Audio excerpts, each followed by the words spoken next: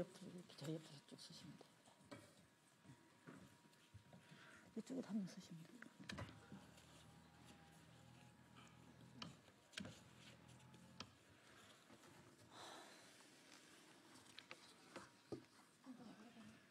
이제 같이 이렇게 쓰시면 될 것 같아요.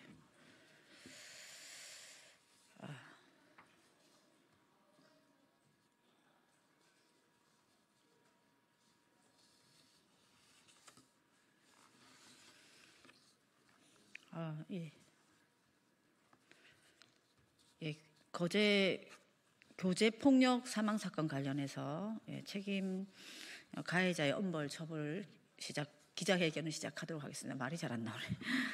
예, 저는 진보당 비정규직 노동자 정혜경입니다. 먼저 이 기자회견 참석하신 분들 소개해 드리도록 하겠습니다.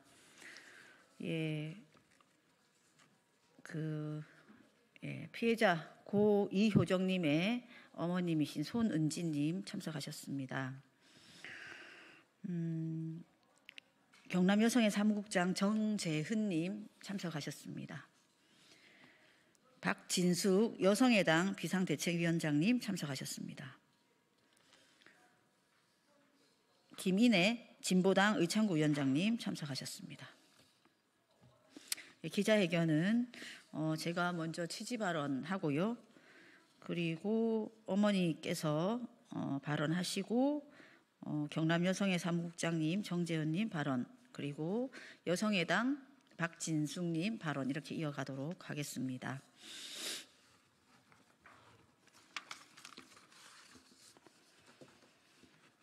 참으로 안타까운 기자회견을 하게 되었습니다.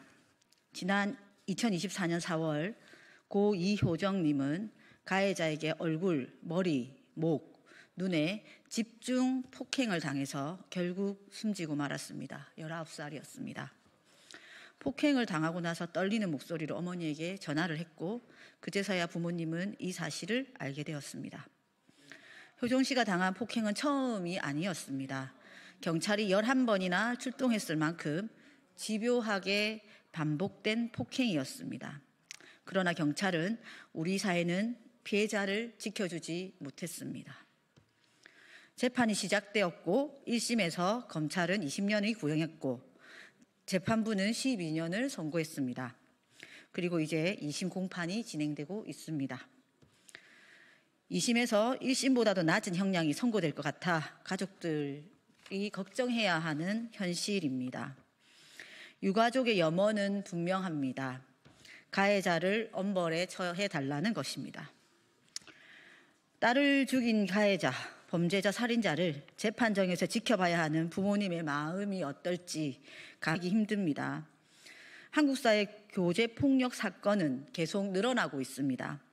경찰청에서 발표한 통계에 따르면 형사 입건된 사건이 2023년 1만 4천여 건입니다.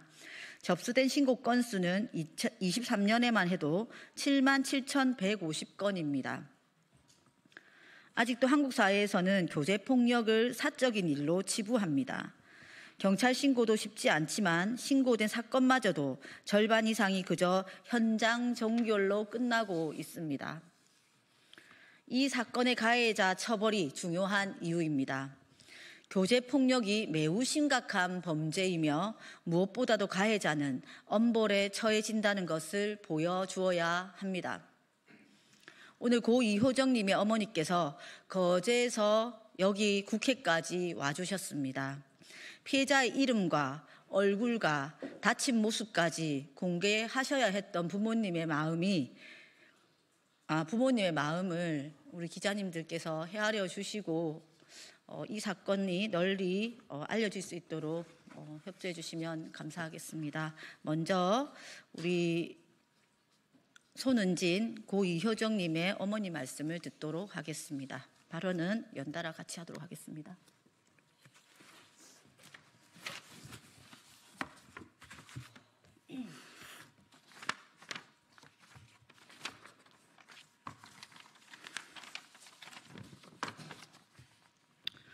네, 안녕하십니까. 안녕하십니까 국민 여러분. 지난해에 제가 여기에 섰었어요. 서서 이런 말을 했어요.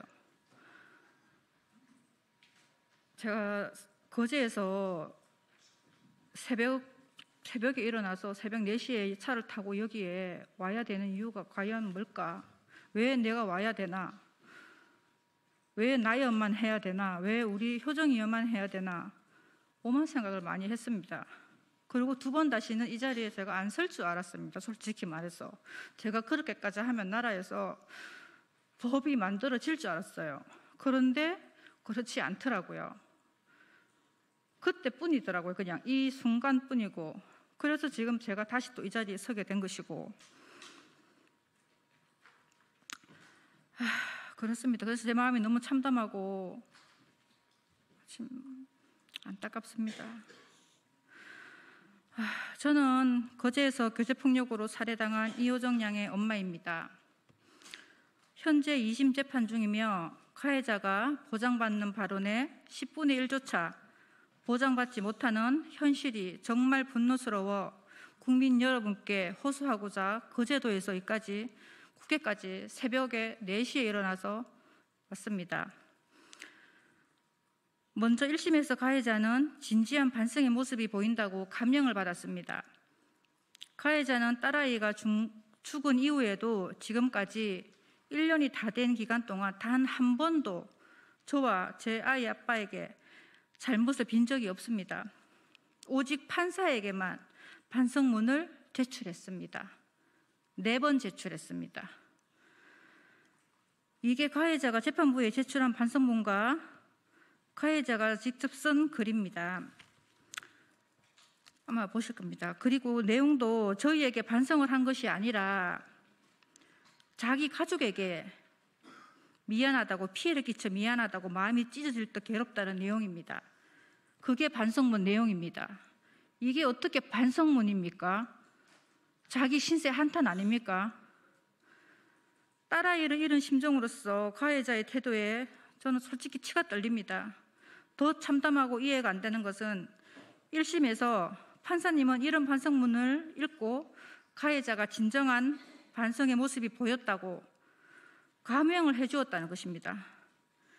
피해자와 유가족을 2번 죽이는 반성문 감형 제도는 없어져야 한다고 봅니다. 2번째는 가해자는 30분 내내 딸아이의 머리를 집중적으로 폭행을 했고 의식을 잃기 직전까지 목을 조르고 의식이 돌아오면 다시 손에 힘을 빼고 이 반복을 수없이 반복했습니다. 그런데 이게 어떻게 우발적입니까? 이거는 우발적이 아닙니다. 저는 그게 좀 이해가 많이 안 갑니다. 그리고 가해자는 키가 180에 72kg의 건장한 체격의 남성이 작은 체구의 여성의 머리를 30분 동안 폭행하고 목을 조르고 사망에 이를 수 있다는 건 누구나 아는 사실입니다. 그런데도 검찰과 재판부는 가해자의 혐의가 살인죄가 아닌 상해치사죄라고 합니다. 검사는 대검찰청과 정식적으로 협의했다며 공소장 변경을 해줄 수 없다고 합니다. 본인들끼리 정해놓은 일에 저희 유가족은 손 놓고 있어야만 됩니까? 효정이는 저희 딸입니다. 30분 동안 생명과 직결되는 사람 머리를 폭행하고 목을 5번 이상 조르는 행위가 어떻게 살인이 아닙니까? 법원 및 각급 지방 법원 내는 피해자가 폭행 행위로 인해 현장에서 바로 즉사하지 않고 폭행 시점과 사망 시점 사이 다소 간격이 존재한다고 하더라도 가해자가 폭행한 부위가 두부, 안면 등 생명과 직결되는 부위로서 폭행 횟수, 강도와 가해자와 피해자 사이 체격 차이, 피해자가 저항하기 어려운 상태에 있었는지 여부 등을 종합적으로 고려할 때 미필적으로나마 사망 결과에 대한 인식, 예견 가능성이 있었던 경우 살인죄의 고의를 인정한다고 하고 있습니다. 2004년 대전고등법원에서 사람의 머리는 무거운 물체에 강하게 얻어맞으면 뇌손상으로 생명을 잃을 수 있다는 매우 위험한 부위이고 적어도 자신의 행위로 인하여 피해자가 사망할 가능성 또는 위험성이 있음을 인식하거나 예견하였다고 보아야 한다며 살인죄를 인정한 적도 있습니다. 명백한 살인인데 왜 검사들끼리 살인이 아니라면 입을 맞추고 유가족을 배제시킵니까? 저는 제3자가 아닙니다. 사건 당사자입니다. 항소심이 진행되고 있으나 저희는 피해자로서 아무런 권리도 보장받지 못한 채 재판이 진행되고 있습니다. 가해자와 달리 재판에서 효정이를 잃은 저희는 당사자가 아닌 제3자에 불과합니다. 아이 아빠가 양형정인으로 직접 법원에서 범죄 피해로 인한 고통을 진술하고 싶다는 의견서를 재판부에 제출하였으나 가해자에게는 여러 차례 말할 기회를 주었던 재판부는 저희에게는 탄원서로 대신하라며 피해자 부모의 발언 기회를 박탈했습니다. 저희 딸아이가 죽고 아이 아빠와 저는 지옥 속에서 살고 있습니다. 피고인만큼은 아니더라도 단 5분이라도 저희 이야기를 들어주셨으면 했는데 피해자와 유가족이 당사자가 아니라면 대체 누가 당사자란 말입니까? 협의하면 끝입니까? 대검찰청에 묻습니다. 유족의 억울함을 제발 들어주시고 피고에게 재질에 맞는 처벌을 내려주시기를 간곡히 바랍니다. 교제폭력에 대한 관심이 탄핵으로 옮겨지면서 우리 효정이와 제2, 제3의 효정이들이 억울한 죽음을 면하지 못하고 있습니다. 저희가 올렸던 교제폭력처벌법 입법청원은 아직 1년 가까이 법사위에 계류 중입니다. 사람 위에 사람 없고 사람 밑에 사람 없습니다. 부디 민생을 살펴 교제폭력 피해자와 유가족을 2번 죽이는 미루기를 멈추시고 제발 공소장 변경을 요청하는 바입니다.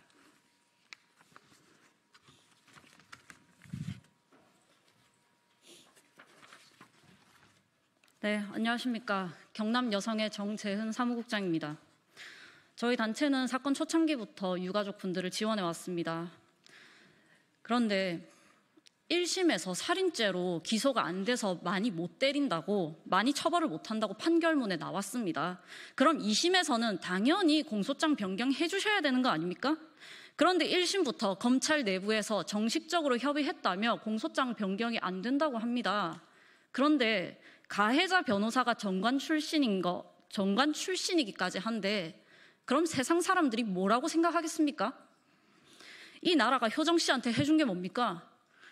효정 씨가 경찰에 11번 신고했어도 경찰은 못 살렸고 이젠 재판부가 나서서 살려주셔야 됩니다. 이게 나라입니까? 어머니가 벌써 기자회견 2번째 나오셨습니다. 그동안 아무것도 안 바뀌고 오히려 가해자에게 재판이 유리하게 돌아가고 있습니다. 이걸 어떻게 두고 봅니까? 이대로라면 감형이고 가해자는 그래봤자 20대에 출소하게 됩니다. 사람이 돼서 어떻게 그 꼴을 봅니까? 거제 경찰서에서 가해자를 구속시킬 때 형사가 사진 찍는 시민들을 제지하면서 가해자한테 인권이 있다고 했습니다.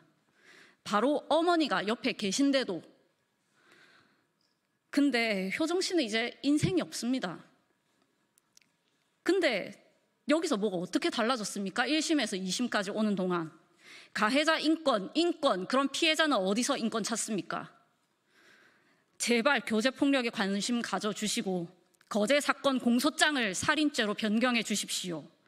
기자님들, 국민 여러분들이 유족분께 큰 힘을 주시기를 간청드립니다.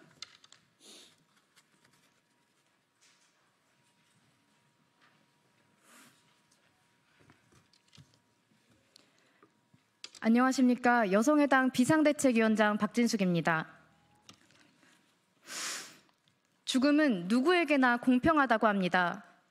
그러나 고 이효정님의 죽음은 그렇지 않았습니다. 효정 씨는 살고 싶었습니다. 극심한 교제폭력에서 벗어나기 위해 가해자를 무려 11번이나 경찰에 신고했습니다. 그러나 수사기관은 가해자의 앞날을 걱정하며 사건을 쌍방폭행으로 축소했습니다. 결국 공권력의 방치로 효정 씨는 목숨을 잃었으나 사망 원인을 밝히는 것 역시 온전히 유족의 몫이 되었습니다. 국가수 부검 결과 사망의 원인이 머리 폭행이었음이 입증되었으나 가해자는 결국 살인이 아닌 상해치사로, 폭행치사로 기소됐습니다. 거제 교제살인 사건을 지원하면서 국가가 얼마나 여성을 향한 폭력을 사소하게 치부하는지, 우리 사회가 여성의 죽음에 얼마나 무감각한지 처절하게 느낄 수 있었습니다. 재판부와 검사가 교제폭력을 가벼이 여기지 않고 가해자의 권리만큼이나 피해자의 권리를 지켜주려 노력하고 무엇보다 응당한 처벌을 내리길 바라는 유족들의 간절한 염원은 무참히 짓밟혔습니다. 사망한 피해자가 더 이상 진실을 밝힐 수 없다는 사실을 조롱이라도 하듯 가해자는 재판 과정에서 온갖 변명을 늘어놓으며 처벌을 피해갈 뿐이었습니다. 결국 2심에서도 살인죄로 공소장이 변경되지 않았습니다. 이게 죽음이 아니면 도대체 뭐가 죽음이란 말입니까? 사흘에 한 명씩 전 남자친구나 현 남자친구, 전 남편이나 현 남편의 손에 여성들이 죽고 있습니다. 3일에 한 명이 죽고 있으면 국가적 비상사태로 볼만도 한데 정부와 국회는 여전히 미온적인 태도를 보이고 있습니다. 교제살인과 여성폭력은, 교제살인과 여성살해는 명백한 학살입니다. 3일에 한 명입니다. 오늘 미루면 모레 또 한 명이 죽는다는 겁니다. 교제폭력 피해자들의 목소리에 우리 사회가, 국회가, 정부가 귀를 기울여야 합니다. 죄질에 상응하는 마땅한 처벌이 이 죽음의 굴레를 끊어내는 첫걸음이 될 수 있으리라 믿습니다. 다가오는 3월 5일 2심 공판에서 가해자에게 공소장이 살인죄로 변경되고 합당한 처벌이 내려지길 촉구합니다. 피해자와 유족분들의 고통에 손 뻗어주신 정혜경 의원님께 마음 깊이 감사드립니다. 부디 이 자리가 친밀한 관계 내 폭력에 대한 법안이 마련되는 단초가 되기를 간절히 희망합니다. 감사합니다.